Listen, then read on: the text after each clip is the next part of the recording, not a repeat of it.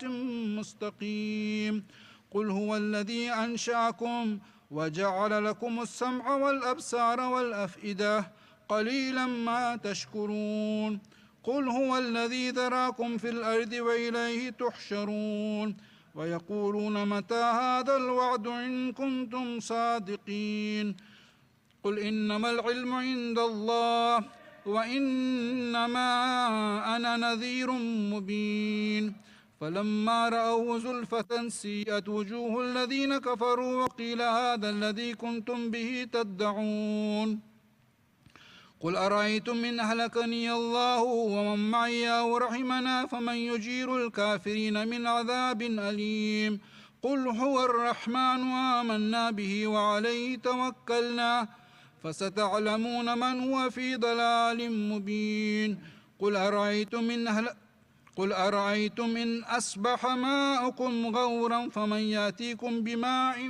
معين صدق الله العلي العظيم اللهم صل على محمد وآل محمد سورة المباركة الفاتحة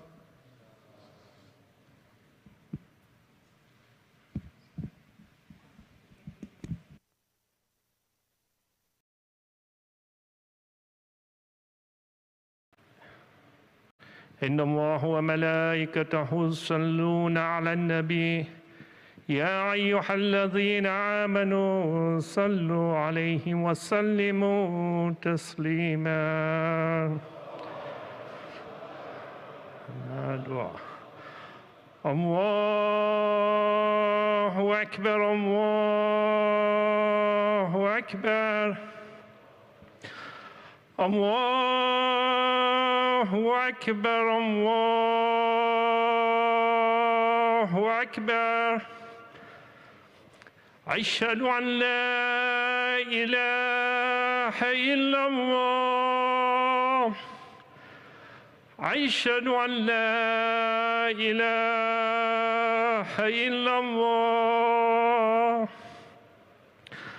أشهد أن محمدًا رسول الله صلى على محمد أشهد أن محمدًا رسول الله أشهد أن أمير المؤمنين وإمام المتقين عليا حجة الله أشهد أن أمير المؤمنين وإمام المتقين عليا حجة الله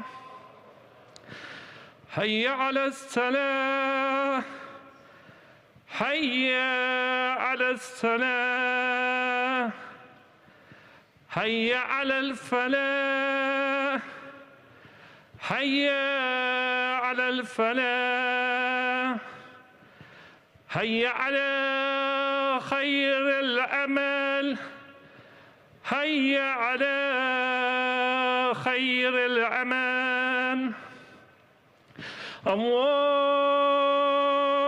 أكبر الله أكبر لا إله إلا الله لا إله إلا الله اللهم صل على محمد وآل محمد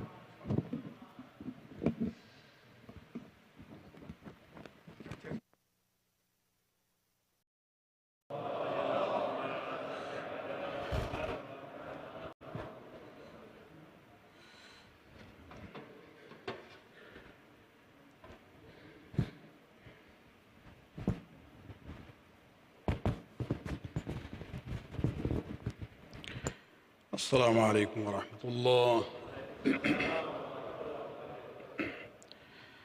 أعوذ بالله من الشيطان اللعين الرجيم. بسم الله الرحمن الرحيم. الحمد لله نحمده ونستعينه ونستغفره ونستهديه ونعوذ بالله من شرور أنفسنا ومن سيئات أعمالنا. من يهدي الله فلا مضل له ومن يضلل فلا هادي له. ونشهد أن لا إله إلا الله وحده لا شريك له ونشهد أن محمدًا عبده ورسوله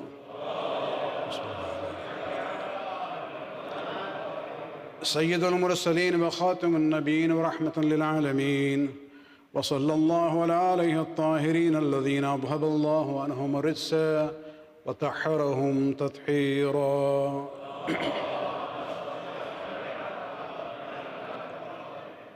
أوصيكم عباد الله ونفسي بتقوى الله. In today's khutbah, I would like to go back to a theme that we have addressed at different times in different ways. But because of the problem is consistent and continuing, we have to talk about it again and again. Let me begin by asking the question of how do you judge a society? Do you look at the number of universities that it has, or the number of astronomers that they have sent to the space, or by the strength of its military and weapons, or by the tallest buildings and multiple highways, lanes and the highways? These are only materialistic aspects, but the real worth of a society is not that. We have to see how it treats those who are vulnerable in that society, the poor, the needy, and the minorities. How do they treat them? That will become the true measure of a society which is pure, moving forward. And this is actually coming from the words of Amir al-Mu'minin Ali ibn Abi Talib alayhi salatu wasalam.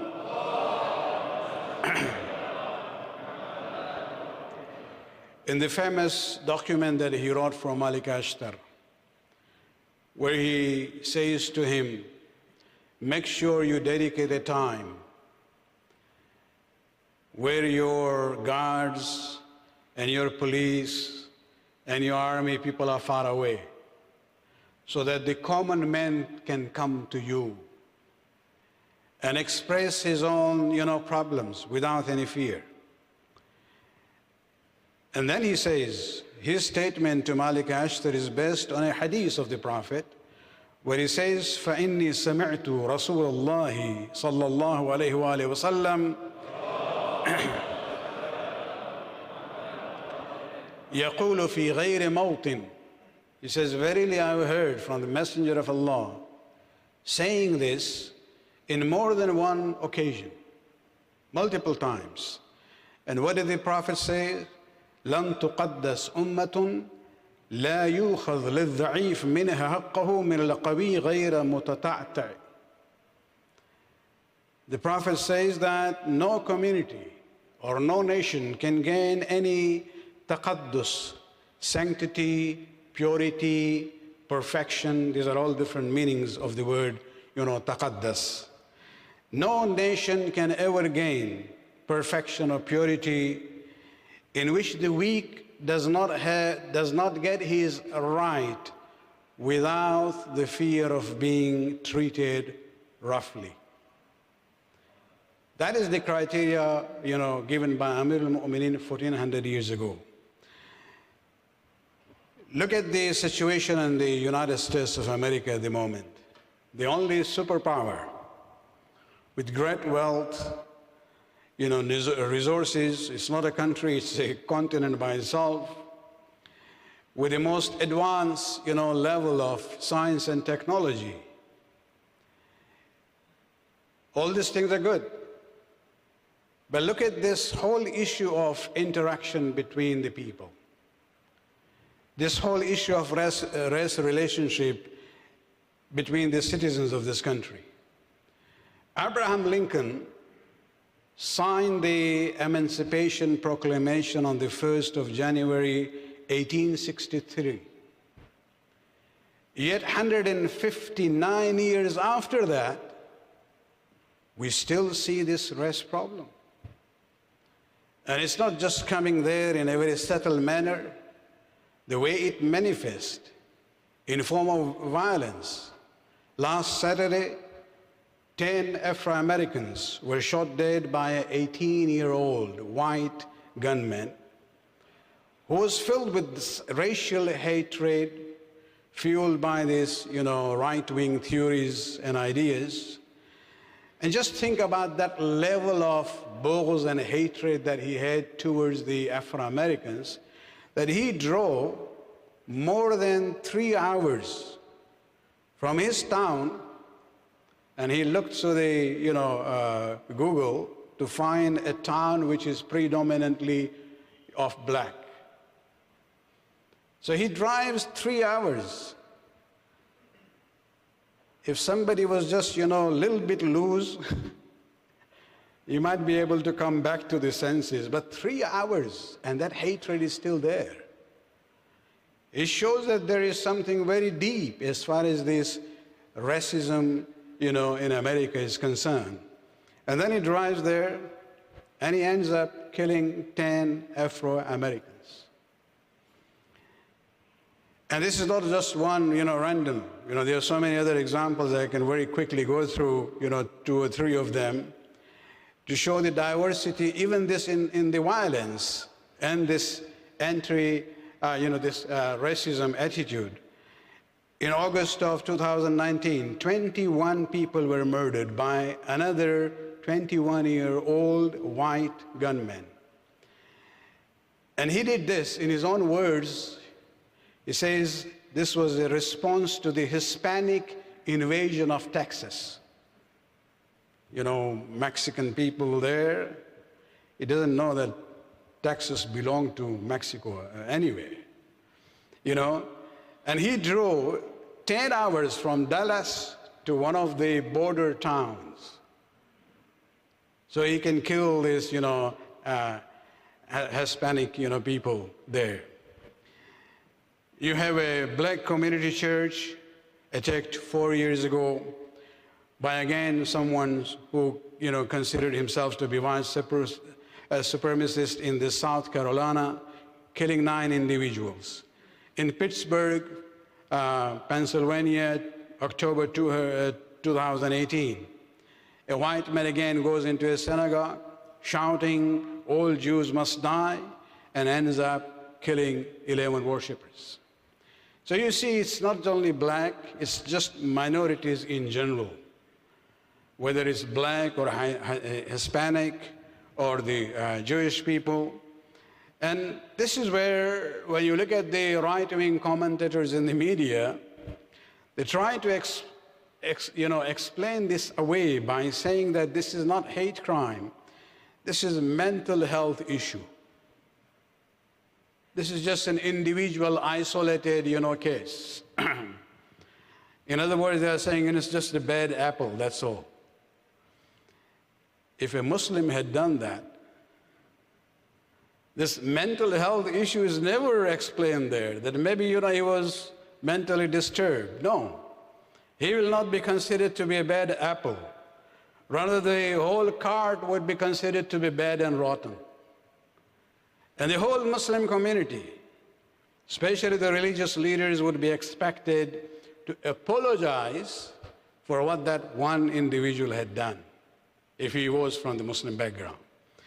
And this is where we come to realize that, in spite of all this advancement in science and technology, and as far as the issue of, having wealth and money is concerned, this white supremacy is a reality in North America, and this mentality is there.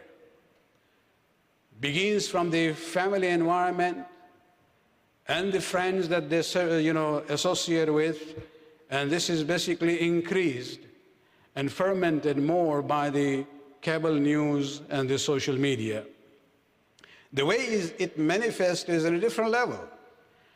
You look at the issue of racism when you talk about racial profiling by the police officers, or discriminatory hiring, attitude by the employers, and then you go to the extreme of the issue where we see violence which took place in Buffalo just last week.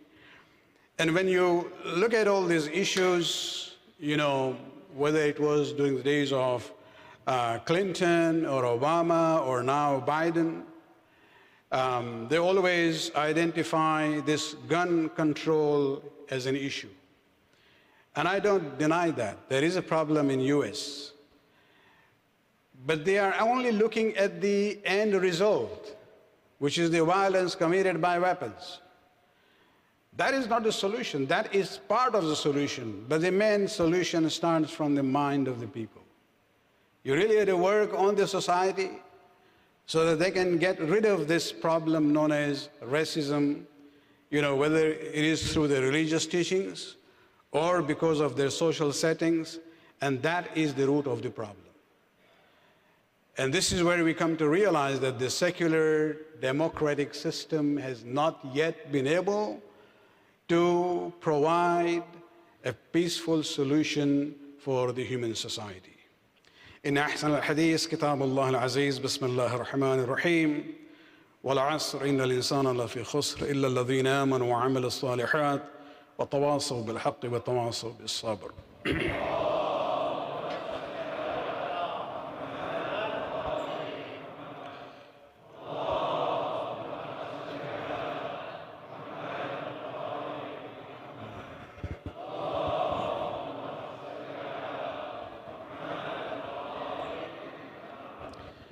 أعوذ بالله من الشيطان اللعين الرجيم بسم الله الرحمن الرحيم الحمد لله الذي لا إله إلا هو الحليم الكريم غافر الذنب وقابل التوب وهو الغفور الرحيم ونشهد أن لا إله إلا هو العطوف للعباد بجوده والعواد على المذنبين بحلمه ونشهد أن محمدا نبيه وحبيبه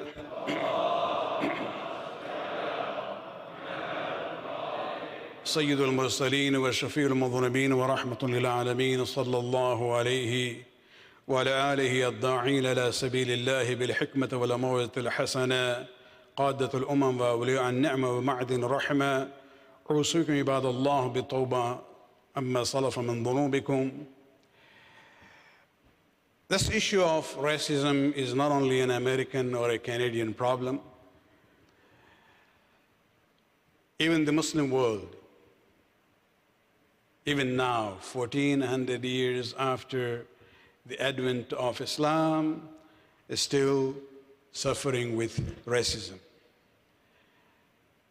And I don't shy away from saying what is the truth. I will not only talk about the Muslim world in general, even the Muslims in the West, who are a minority in their countries in the western part of the world, they also discriminate against fellow Muslims based on their color and tribe. So the problem is in a way everywhere. When we talk about others, we also have to look at inside. Islam has been very clear on this issue. I don't think there is any opinion in the world of Islam, Shia, Sunni, Wahhabi, or Sufi, from the religious point of view, where they will not talk about this concept of equality of Muslims in the eyes of Allah subhanahu wa ta'ala. Irrespective of the color or the race or the tribe or the language of the person. If you look at the Quran, the only three standards or criteria of giving one person superiority over others is not his tribe or color or language or culture. It is ilm number one, taqwa number two, and jihad number three. When he says, Inna akramakum indallahi atqakum, the most honorable person among you in the eyes of Allah is the one who has more taqwa, righteousness. When he talks about the issue of ilm, that those of knowledge are not on the same level as those who don't have. Those who have ilm are at a higher level. And then he talks about the jihad in different forms. فَضَّلَ اللَّهُ الْمُجَاهِدِينَ عَلَى الْقَائِدِينَ. Those who don't do jihad, Allah prefers the mujahideen over them. And so we see these three criteria also. There is nothing as far as the color and the race is concerned. Even in the last khutbah of the Prophet in Ghadir, Or the way some Sunnis, talk about it, that in Mina, during the Hajj, or after it, irrespective of that. Maybe it was repeated both places, because even the khutbah of Ghadir has a summary of the main teachings of Islam. This is what many do not know, that it's not only about the succession to the Prophet, where the Prophet introduced Ali ibn Abi Talib formally, but he also gave a summary of the teachings of Islam, and where he says, Ya ayyuhan nas, ala inna rabbukum wahid wa anna abakum wahid. O people, your Lord is one Lord, your Father is one, all of you come from Adam. Ala la fadla li arabiyyin ala ajamiyyin. No Arab has a superiority over a non-Arab. Wala li ajamiyyin ala arabiyyin, and no non-Arab has a superiority over the Arab. Wala li ahmar ala aswad, nor white has a superiority over the black. Wala li aswadin ala ahmar, nor a black has a superiority over white. Illa bit taqwa, except on the basis of taqwa. And then the Prophet said, Ala ballaqtu. He says, I want to hear from you. Have I conveyed this message? And all of them said, Bala ya Rasulullah, yes. So he fulfilled his duty. Nobody can say, oh, we were not told about this issue. And this is not only one time, this is many, many times he's talked about it. And this is reinforced in this whole system of Salatul Jama'ah that we have. There is no reservation for anyone, not even for the donor or for the custodian. There is no reserved spot for anyone. If somebody comes and says, every day I reside here, but today I was late, well, sorry, you missed the boat. No, move, this is my space, no. And if he pushes him away by force, although his namaz would be okay, but he has committed a sin. It doesn't have an impact on the namaz. And so this namaz jama'at system that we have, people of all different status, social status, wealth-wise, tribe, color, language, they are all there, equal in the eyes of Allah subhanahu wa ta'ala. Not only that, this is reinforced on a global level in Hajj. Just think about it. Ihram. What is it? That garment that pilgrims wear. It doesn't belong to any tribe. There is no tribe which wears there. This is a unique thing that we have in Islam.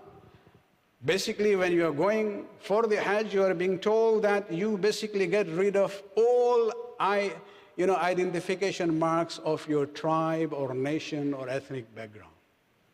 All are coming there as the servants of Allah subhanahu wa ta'ala. And the most importantly, from our own standard, even the most senior marja' passes away. And when you have Salatul Janazah for him, what do you say? Allahumma inna hadha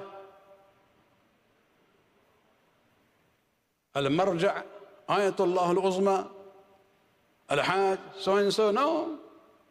You say, Allahumma inna hadha abduka. He is, oh Allah, he is your servant. Wabna abdika, son of your servant. Wabna amatika, son of your servant as far as the mother is concerned. So there we are only known as abd, nothing else. All these titles and degrees and everything, before and after our name is gone. Even our name is not mentioned there. In Talqeen you mention the name only, but no titles, nothing. And this is where we have to realize that we are being reminded in all these rituals that we have, this sense of equality in the eyes of Allah subhanahu wa ta'ala. Salawat.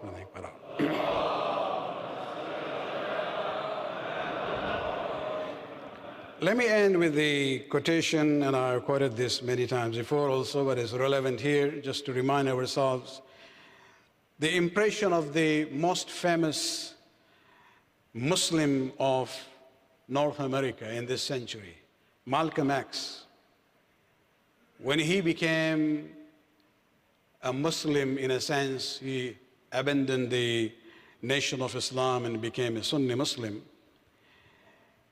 And this is where he went to a tour in African countries, ended up for Hajj. And the letter that he wrote to his wife, talking about his own impression of Hajj, there are some very powerful statements and a message for us where he says, there were tens of thousands of pilgrims from all over the world. They were of all colors, from blue-eyed blondes to black-skinned Africans, but we were all participating in the same ritual, displaying a spirit of unity and brotherhood that my experience in America had led me to believe never could exist between the white and the non-white. He continues, America needs to understand Islam. I think these words of Malcolm X are still relevant now. He says, America needs to understand Islam because this is the one religion that erases from its society the race problem. We'll just take that the way it is, his impression, not 100% accurate. We still have problems.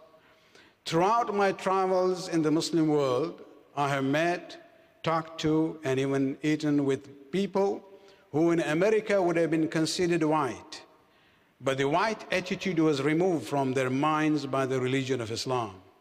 I have never before seen sincere and true brotherhood practiced by all colors together, irrespective of their color.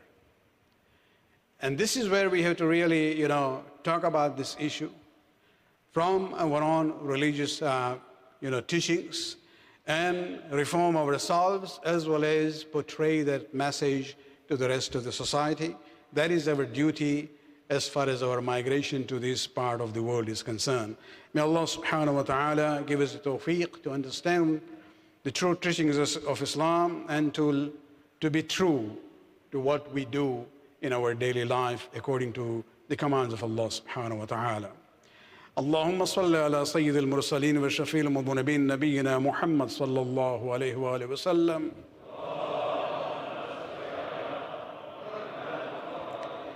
وعلى إمام المتقين وأمير المؤمنين علي بن أبي طالب صلوات الله عليه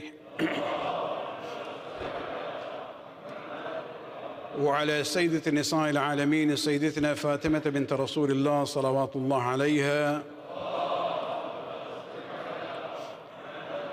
وعلى سيد الشباب أهل الجنة الحسن المجتبى والحسين الشهيد بكربلاء عليهم الصلاة والسلام